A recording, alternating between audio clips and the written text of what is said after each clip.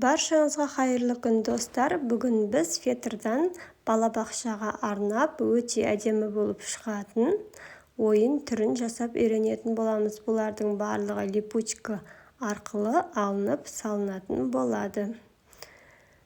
Ол үшін ең алдымен менің каналыма лайк басып, тіркеліп, қоңырауша белгісін басып қоюды ұмытпаңыздар.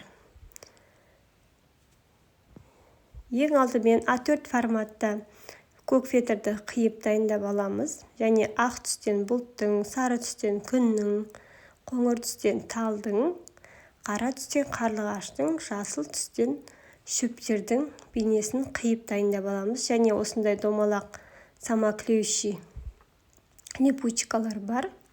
Оның бір жағын бұлтқа, екінші жағын көк фетрға жабыстыратын боламыз. Осылайша барлығын біртіндеп жабыстырып шығатын боламыз. Енді бұтақтарын, олар тым кішкентай болғандықтан, олары метражный